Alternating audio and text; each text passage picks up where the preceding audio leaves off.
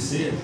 E agora vem a parte que o Rubem até arrepia o cabelo ali, porque vem a parte que é da provocação, para a gente poder colocar um pouquinho de pimenta aí nessa discussão, porque, em síntese, dentro do contexto do sobreviver ou viver, existir, para quê e para onde, a gente nota uma questão aqui que em todas as falas a gente sempre volta na questão da política pública da cultura, né? Quando o Luciano falava aqui da questão do Sistema Nacional de Cultura, a gente conversava antes, a organização de sistema, ela veio o pai criador da ideia, que é o Juca, e ele sai do Ministério deixando uma estrutura mais ou menos montada, já desenhada, apresentada para os estados e municípios, e volta agora como uma esperança para todo mundo que se empenhou nos últimos anos para que o sistema realmente funcione, mas também, ao mesmo tempo, ele enfrenta um outro desafio, que são os problemas econômicos. E aí eu lembro aqui a história que foi contada do Grassi ontem, quando o Grassi conta que ele vai pedir dinheiro para o balé russo, mas ele está disputando dinheiro com a quentinha que vai para o presídio, né? Para o dinheiro que vai resolver o problema dos males da saúde, né? Então, assim, até para a gente poder bater uma bola um pouco mais ampliada, existe uma discussão sobre essa questão da sobrevivência da cultura, que ela já começa dentro da questão do financiamento público e também da discussão sobre as leis de incentivo. As leis de incentivo hoje, via renúncia fiscal, elas são uma política pública ou ela é uma política privada administrada com recurso público? Na visão tanto de um gestor de uma entidade como a Rede Minas, com o conhecimento que tem, na visão de um gestor municipal de cultura, ou de um sobrevivente e não de um vivente cultural, que a história do Bruno, inclusive, se assemelha dos botocudos, né? Eles de repente sumiram e apareceram novamente e precisaram, né, da interferência da universidade para eles se identificarem como tal, né? Então, às vezes, você contando isso, eu fiz uma analogia com grupos que vão e voltam em função do recurso aparecer ou não aparecer. Então, como que ficaria? Como é a visão de vocês dentro dessa estrutura, desse pensamento? A política pública hoje, por meio de incentivo fiscal, ela continua porque deve continuar ou não? Afinal de contas, ela é pública ou ela é privada? E se ela é realmente privada, ela vai acontecer, no caso de Minas Gerais, de 853 municípios, ela acontece no quintal das indústrias, das empresas. E os outros municípios? Lá no Mato Grosso, 141 municípios. Quais têm empresas que podem investir? Qual a solução? Os consórcios intermunicipais de cultura para uma sobrevivência em rede, né? Aí também puxa uma outra questão.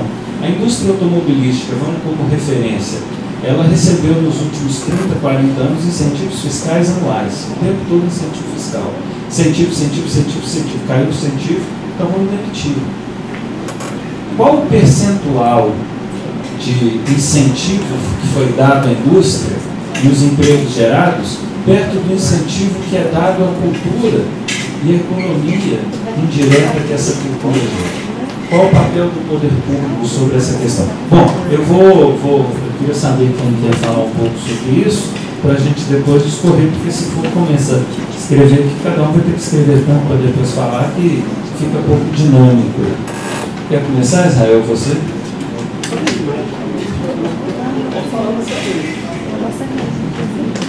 Bom, essa questão da política de incentivo fiscal, né, para a realidade em que eu estou, ele é quase que um sonho.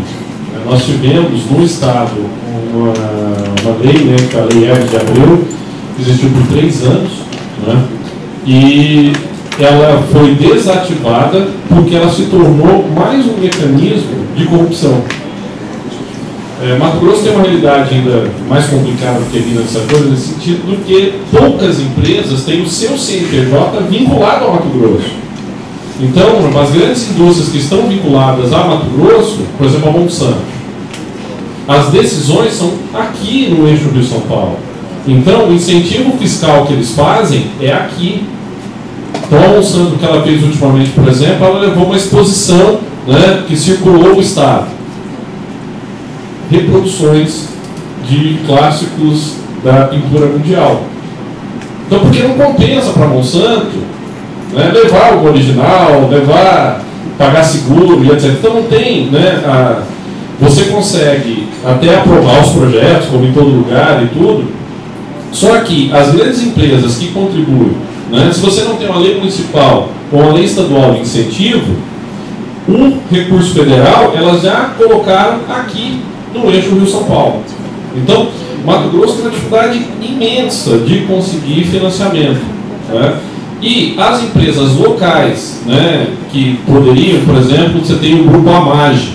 O Grupo AMAGE é o grupo do senador Mário Maggi, que foi governador do estado, que é o grupo que mais exporta grãos no mundo, né? O Grupo AMAGE, ele tem um investimento muito significativo com algumas ações do estado. Só que, infelizmente, essas são ações relacionadas com a conjuntura política do estado. Então, o Grupo AMAGE é quem sustenta a Orquestra do Estado de Mato Grosso. Então, ele, governador, orientou que a sua empresa, né, e inclusive a Orquestra do Estado de Mato Grosso está nesse final de semana em São Paulo fazendo uma apresentação junto com o Yamandu Costa, que estão lançando um disco que foi gravado há 2 anos atrás. Então, a Orquestra do Estado de Mato Grosso, ela é hoje, né, um dos produtos culturais do Estado, que divulga, né, todo o trabalho que é feito, um trabalho elogiadíssimo, né, pelo maestro Leandro Carvalho, que agora é o secretário de Estado de Cultura, e que consegue essa situação privilegiada do Estado, né, patrocinado pela Lei Rouanet via Fundação MAGE, que é irreal para o restante. Então, nesse sentido, né, eu concordo com essa provocação de que a lei, né, atual, né, a política atual de incentivo à cultura no Brasil é muito mais uma legislação que regulamenta o uso público para marketing privado. Então, a gente estava, há pouco tempo atrás lá também, surgiu uma polêmica, que deve ter repercutido por aqui, foram 6 milhões de reais para a próxima turnê do Luan Santana. Então, o que é? Mas é o Luan Santana com puta que pariu, mas é também o Daniel, é a Maria Bethânia, é o Gilberto Gil. O Luan Santana que chama mais atenção porque, né, em tese não precisaria mais, mas a primeira grande polêmica nesse sentido foi com a Bethânia. Né? Então, no caso ali do Luan Santana, o que a gente sabe que acontece? Você já tem um patrocinador, você faz o projeto de lei de incentivo só para resolver o problema do patrocinador. Então, isso é um problema, né, grave, né, eu acho que dentro, né, que tem que ser, eu sei que é bastante debatido pelas comissões nacionais de incentivo e tudo, mas que também explicita essa contradição. Evidentemente que também há ações que são efetivamente de recurso público sendo destinado via lei de incentivo. E acho que a gente vai conseguir resolver isso, eu aposto muito nessas modificações que possam vir pela nova lei, né, pelo Procultura. E acho que isso vai conseguir mudar se a gente conseguir quebrar essa concentração que hoje há no eixo, né? Sudeste, Bahia, Rio Grande do Sul, dos recursos que são usados pela lei de incentivo federal. Felipe Taillon, né? Que é bom que não está mesmo. Você vai dizer algo que eu não posso ouvir? A questão, o buraco é mais embaixo mesmo. Como eu falei mais cedo, apresentei aquelas tabelas lá sobre os números da lei estadual de incentivo à cultura de Minas Gerais. O Vale do Mucuri aprovou 2 projetos em 2013 para 2014 e não captou nenhum. Aprovou 2 projetos em 2013 e 2014 para 2015, provavelmente, pelo menos, provavelmente a gente não vai conseguir captar. A gente trabalha nessa perspectiva. E se a gente conseguir captar o que foi aprovado em 2013 para 2014, Felipe chegou. Foi a Petrobras, que não está naquele eixo. Né? Ou seja, nós não temos empresas, nós não temos grandes empresas na região, tem algumas empresas médias. Essa possibilidade das empresas pequenas patrocinarem foi aberta, né? Ela sempre existiu, mas ela ficou um pouco mais fácil, teoricamente, com essa da redução da contrapartida, que é uma coisa bastante controversa, mas que também é uma dificuldade. Nós temos dificuldade de conversar com essas pessoas, com esses empreendedores, com esses empresários. Temos dificuldade maior de convencer os contadores deles, né, para trabalhar com isso. E mesmo que por lei, como é o caso da lei estadual, você tem que ter uma porcentagem de projetos aprovados para o interior, não significa que você vai ter uma captação desses projetos. Por exemplo, nos recursos de 2013 para 2014, 55% dos projetos captados, melhor, 55% dos valores captados estão em Belo Horizonte. Nós temos 852 municípios que ficaram com os outros 45%. E foram pouco mais de 100 municípios que tiveram acesso. Né? Então, assim, ok, é uma maneira de existir. Aí eu fiz um curso de especialização em gestão cultural. Aí o pessoal fala assim, né? porque a lei estadual é para usar com projetos que tenham apelo comercial, porque aí você consegue convencer o sujeito a patrocinar. Né? Mas patrocinar o quê? Se o cara não dá nem mais 20% de contrapartida, ele dá no máximo 5%. E o resto do dinheiro é dinheiro público. Essa é uma discussão muito interessante. O cara escolhe para onde o dinheiro público vai. Já tem toda a disputa política nossa do interior para tentar fazer dinheiro para o interior, aí o Estado passa um monte de dinheiro para a iniciativa privada, para ele escolher para onde é que vai, e a iniciativa privada vai para onde? Vai para onde ela quiser. Né? E onde ela quer, por enquanto, é em Belo Horizonte. Aí aconteceu um fenômeno engraçado na última lei, né?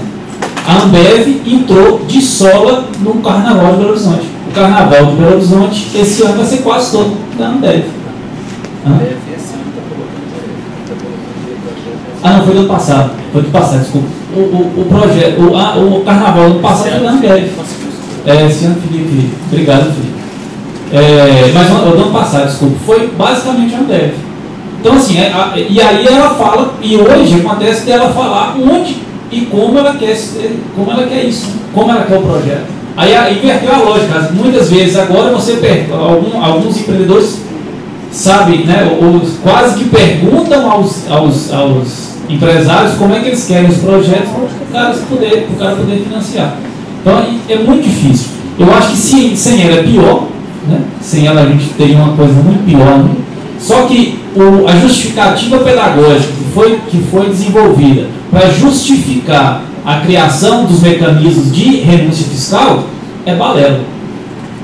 Não funcionou. A justificativa era o seguinte: olha, o empresário vai aprender que cultura é um bom negócio, né? Esse, inclusive, era um mote.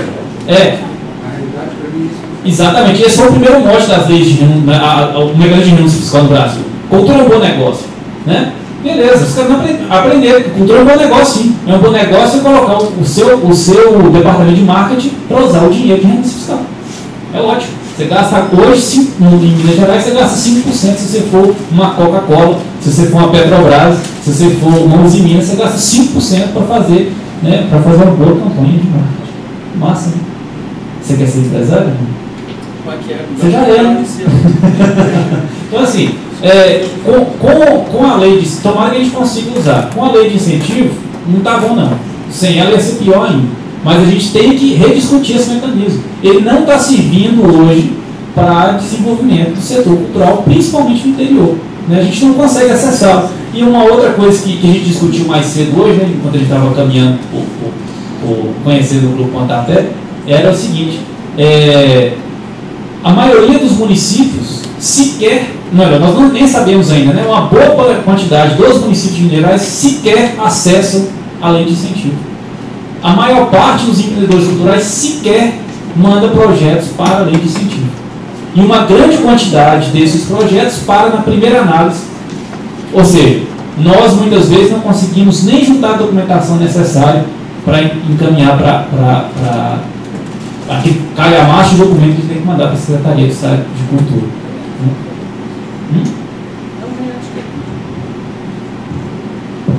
Eu, antes de passar aqui para o Israel, eu queria até colocar um outro dado aqui nesse aspecto, que a gente está falando dessa questão da política privada, né? E queria lembrar que tem um dado muito interessante, que 80% dos recursos de Rouanet ficam no eixo Rio-São Paulo. Só que os grandes patrocinadores de Lei Rouanet no Brasil, não agora porque tem essa questão da Petrobras, mas a gente tem que deixar um estudo na linha histórica, é Petrobras, é Banco do Brasil, é Caixa Econômica Federal, é CEMIG, é Copasa, são as estatais. E se você pega as estatais federais, elas continuam colocando o eixo Rio São Paulo. E elas podem fazer descentralização numa canetada da presidência. Como também no Estado, a descentralização ela pode acontecer por meio de CEMIG e Copasa, principalmente a CEMIG, por meio de uma canetada, né? Então é um dado interessante. Eu vou passar para o Israel e já chamar o Rubem aqui, porque o Rubem ele não fala isso não, mas além de ser grupo Antapé, o Rubem é presidente da Comissão de Fomento e Financiamento lá do Conselho Estadual de Cultura. Ou seja, ele que assina o cheque lá, ele quiser vir para vocês, é nome dele, você sabe onde é a sede do Pontapé, não sabe? Ninguém falou nada. Olha só, eu só queria botar mais um elemento aí nessa conversa, é o seguinte, eu acho que a gente dedica um tempo desproporcional à discussão das leis de incentivo. Eu acho que quando a gente olha para os resultados que é esse debate infinito, normalmente é mediado pelos interesses particulares, pelas nossas vivências, pelas nossas frustrações, e não faltam exemplos, eu teria muitos pessoais também compartilham desse sentimento, mas toda vez que a gente se debruça tanto para remoer isso e falar pela enésima vez, pela infinitésima vez, a gente deixa de se dividir ao ponto de discutir qual é a política pública para a área da cultura que se quer. A gente tem um projeto, a gente quer cobrar o quê desse de qualquer outro governo? Qual é a proposta do setor cultural para o município aqui? O setor cultural sentou com o secretário e apresentou uma proposta concreta? Qual é a capacidade de cobrar a execução disso? O setor cultural tem uma proposta para levar para o secretário Luiz Oswaldo, que vem aqui amanhã, inclusive. O setor cultural de Uberlândia tem essa proposta, que uma parcela da proposta que é apresentada para cá, ela dialoga com o Estado, qual é a maneira de conseguir fazer com que isso prospere. Eu acho que isso é uma questão. A outra questão é que a gente confunde um pouco financiamento com fomento. Financiamento é uma parcela do fomento. Eu acho que a gente gasta tempo demais discutindo lei de incentivo ao Fundo Estadual de Cultura e de menos discutindo políticas de fomento, que envolvem muitas outras formas de ação de política pública, né? Que algumas delas envolvem até dinheiro, mas não se faz política pública só com dinheiro. Não se pode depender do dinheiro para fazer tudo, ou então a gente não vai se mover nunca. Basta ver esse quadro que o Bruno apresentou aqui. Em 10 anos, entre 2013 e 2010, a demanda dobrou. A demanda por recursos dobrou. Não é isso? De 360 milhões, se não me engano, para 700 e tantos milhões. 1 bilhão esse ano, sabe? Hã? 1 bilhão desse. Pois é, já bateu em 1 bilhão. Quer dizer, a nossa demanda é infinita. A gente vai ter sempre muito mais gente querendo do que o Estado tendo capacidade de atender a demanda. Como é que a gente vai lidar com isso? A gente vai fingir que isso não é um problema? Pior. Vamos pegar duas falas do Bruno aqui. Numa, ele falou da dificuldade da capacitação dos agentes em geral. E na outra, o fato de ele ter feito o curso de gestão cultural. O que a gente vê nessa disputa ferrenha é que, sim, o setor cultural está cada vez mais capacitado para disputar esse recurso. De um lado, a gente quer qualificar, profissionalizar o setor cultural, e é indispensável mesmo. Agora, quanto mais a gente faz isso, mais a gente vai aumentar a concorrência. O que eu acho melhor dos nossos problemas. Porque quanto maior for esse incômodo, maiores são as chances das pessoas lembrarem que elas têm, como cidadãos, direitos de reivindicar. E quem sabe se aproximarem, se organizarem entenderem qual a dinâmica, os caminhos da reivindicação e levarem isso efetivamente adiante. O que eu sinto é que a gente deveria deixar um pouquinho a lei de incentivo, deixar um pouquinho o Fundo Estadual de Cultura de lado e debater todo o resto. Por que a gente não consegue fazer isso? Porque a gente continua atuando naquela dinâmica de vender o almoço para comprar o jantar. Enquanto for isso, a gente vai continuar tratando os nossos pares, que deveriam ser os nossos aliados, como nossos concorrentes. E aí, o poder público, municipal, estadual, federal, intergaláctico, vai continuar demonstrando. Não precisa fazer força, eles mesmos se destroem. Essa dinâmica autofágica do setor cultural que não permite que se construa uma proposta concreta e se defenda isso de verdade.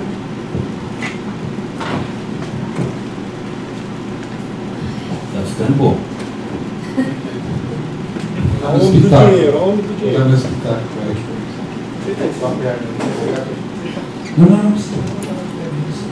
Não, é bem rapidinho. É porque eu acho que o principal você falou. Eu acho que nós não temos maturidade. Nós somos imaturos. Talvez porque artista e produtor cultural que trabalha com arte é muito visceral, né? E aí as vísceras mandam. E aí isso a gente está se encontrando com esse tipo de visceralidade o tempo todo e a gente não consegue ser razoável na maior parte das vezes. E é isso que nos desqualifica, para mim. O principal motivo é esse, para mim. Foi falado de lei, eu concordo com o Israel de gênero grau. Eu acho que a gente fica muito tempo batendo em lei de incentivo. A gente bate na lei de incentivo e a gente tem um fundo de 6 milhões no Estado, que esse ano está 500 mil.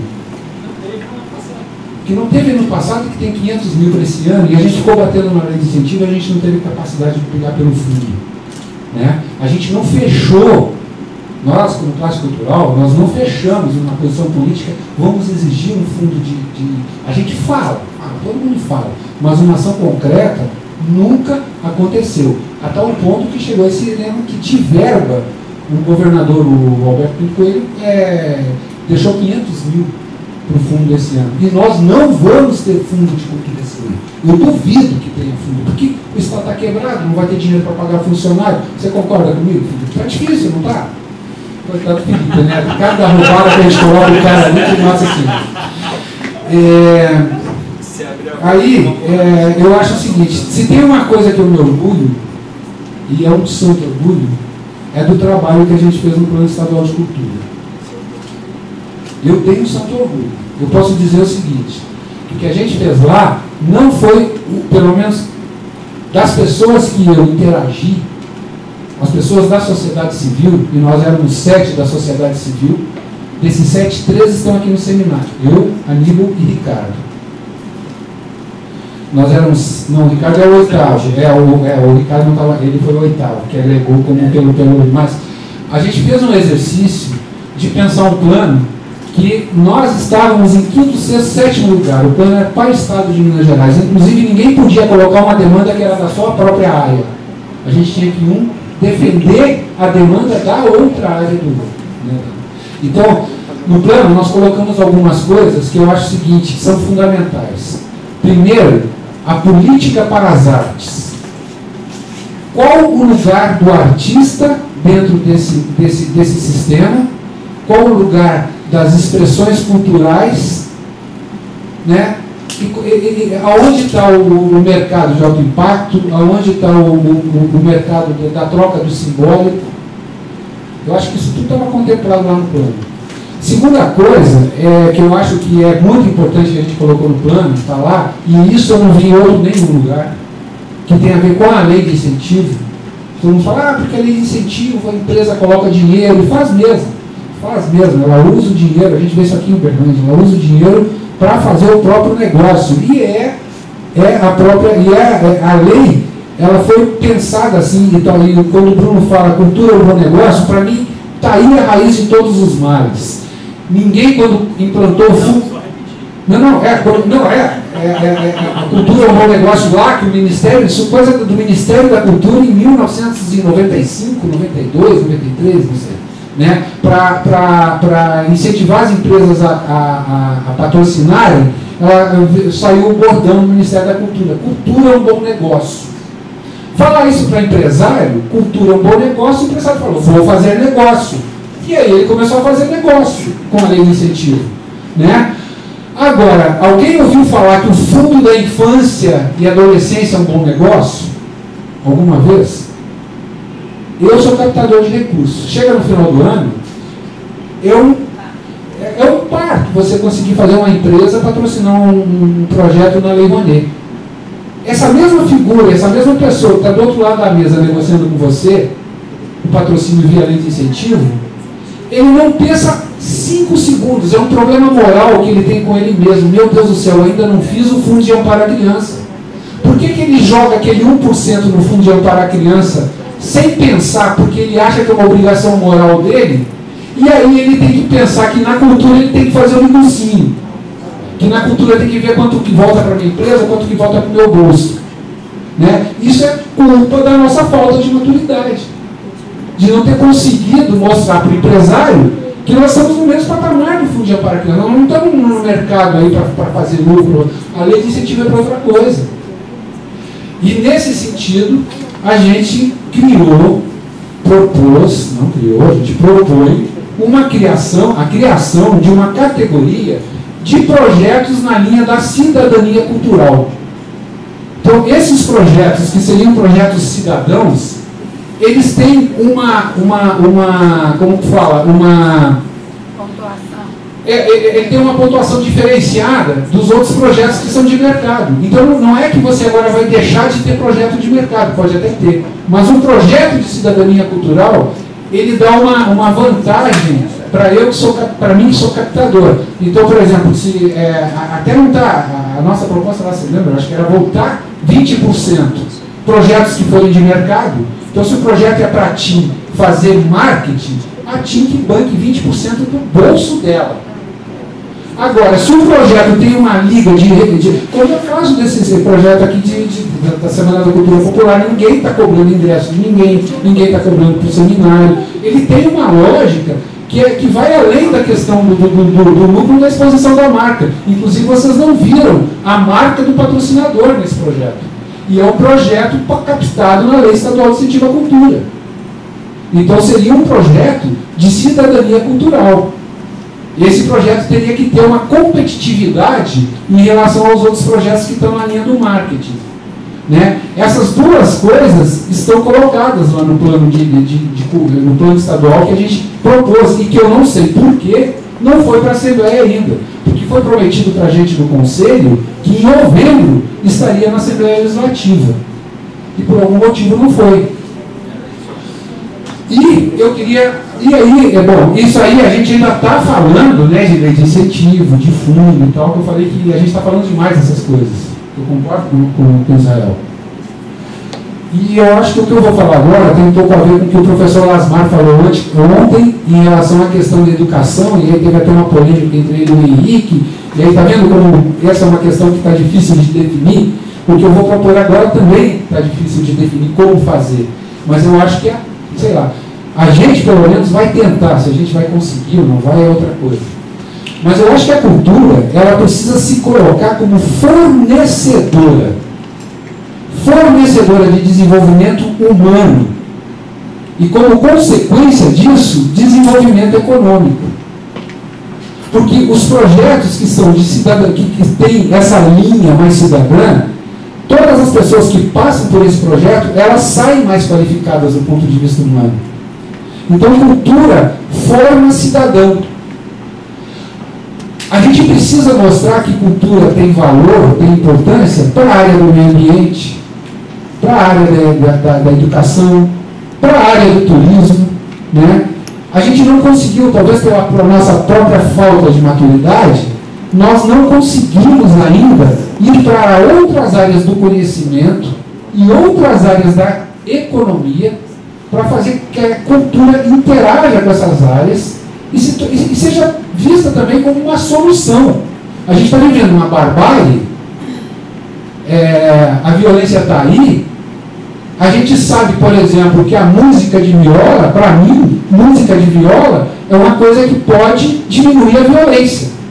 Eu faço essa ligação. Mas a gente não se apropria dessa realidade para ir na outra área do conhecimento da economia convencer a patrocinar os nossos projetos. A gente fica na linha, só no nosso mundo. E a gente precisa sair do nosso mundo e para as outras áreas para negociar com os prefeitos, com os, enfim. Né? Nessa linha, amanhã, já fazendo um merchandising, aproveitando uma na outra, amanhã amanhã de manhã, o Felipe Amado vai estar recebendo, conversando com quem se interessar a respeito de questões da Lei Estadual de Incentivo à Cultura, como, né, ele vai mostrar, ele tem vários gráficos, vários números, para ver a quantas anda isso. O Israel, ele veio aqui, quando ele foi convidado, ele já falou, né, ele não eu mesmo, quando eu convidei o Israel, não tinha a mínima ideia que o Israel viria a ser presidente da Rede Minas. E quando a gente estava conversando, então, Israel, dia tal, você vem e tal, ele foi nomeado. Então, muitos, aproveitando que ele está vindo aqui como produtor, hoje ele estava como produtor independente, amanhã ele vai estar como presidente da Rede Minas. E ele tem o interesse de prospectar, e por favor divulguem isso de hoje para amanhã, ele tem o interesse de prospectar possíveis, potenciais fornecedores de conteúdo audiovisual para a Rede Minas. Então a ideia dele amanhã é conversar com a pessoa, a galera do audiovisual, e para que as pessoas saibam qual seria o caminho, que não é lei de incentivo, né, que não é fundo, qual seria o caminho para que uma produtora aqui de Uberlândia possa ter um programa exibido em rede estadual. Você vem na frente, negocia depois. E à tarde vai ter o secretário de Cultura estadual, o Oswaldo.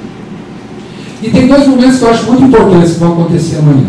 O primeiro deles, antes vai a abertura, o Marcelo Straviz. O Marcelo é um cara que fundou a Associação Brasileira de Captadores de Recursos. Quem faz parte da Associação Brasileira de Captadores de Recursos assina um termo de conduta e tem que se comprometer a não captar recursos via incentivo fiscal. Ele vem fazer a palestra para além dos incentivos fiscais. Como você armar estratégia que não passe pelo incentivo fiscal para você captar dinheiro. Não quer dizer que seja fácil, mas existe gente que está conseguindo isso.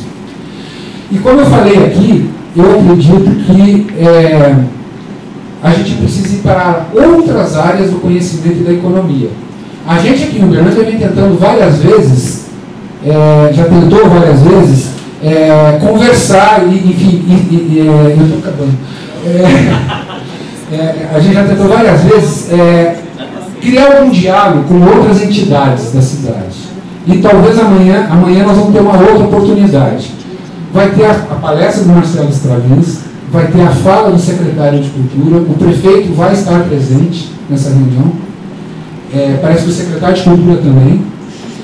E depois vão estar presentes nessa reunião a ACIUB, a OAB e a APP, Associação de Profissionais de Propaganda de Uberlândia. Eu nunca vi o setor da cultura de Uberlândia sentar com o setor da propaganda. Eu nunca vi, para se colocar como fornecedor, aí é negócio mesmo que a gente está falando, não é projeto cultural, é de sobrevivência. Então, amanhã, no final da fala do secretário, essas três entidades vão se manifestar. Elas vão colocar o olhar das entidades. E a intenção nossa é que, a partir do final do seminário amanhã, a gente possa agendar, aí a Associação de Produtores de Uberlândia, o Wilson está vindo como vice-presidente, vai falar também pela PECUT. Então a gente quer agendar algum tipo de reunião para tentar algum arranjo produtivo com essas entidades. A gente ainda não sabe, mas é porque nós estamos realmente vivendo na cultura a mesma crise que nós estamos vivendo da água. Todo mundo sabe que em São Paulo vai ter racionamento, só não sabe quando vai começar. Nós vamos ter racionamento na cultura desse jeito. A gente só não sabe se termina em fevereiro, se começa em março, a gente só não sabe isso. Então, desse ponto de vista, dias piores virão. Nós precisamos nos preparar. Vamos ver quem vai sobreviver a isso. Alguns não vão, né? Mas é uma questão de realismo. Não é só ver os números. O realista sou eu. Então é isso que eu queria falar. Eu acho que, do ponto de vista de quem é aqui de Uberlândia da região, talvez seja uma grande oportunidade a gente começar a conversar com essas outras entidades. Eu estava esperando vocês chegarem no aeroporto, eu encontrei o presidente da CIUB, porque ele não vai poder estar presente, vai estar o vice-presidente que ele vai estar viajando, o Fábio. Né? E aí ele falou, não, encontro lá, bacana, vai o vice e tal, e é o seguinte, não sendo dinheiro, qualquer coisa eu topo com vocês, eu estou na parada. Mas aí é um negócio, ele tem capacidade de levantar. Né? Se eu não tiver que tirar dinheiro da CIUB, porque a CIUB está quebrada, que nem vocês da cultura, vocês vivem chorando, mas nós estamos criando vocês. Então é isso, gente. Eu acho que de hoje para amanhã talvez a gente tenha alguma oportunidade. Desculpa, eu sempre estou muito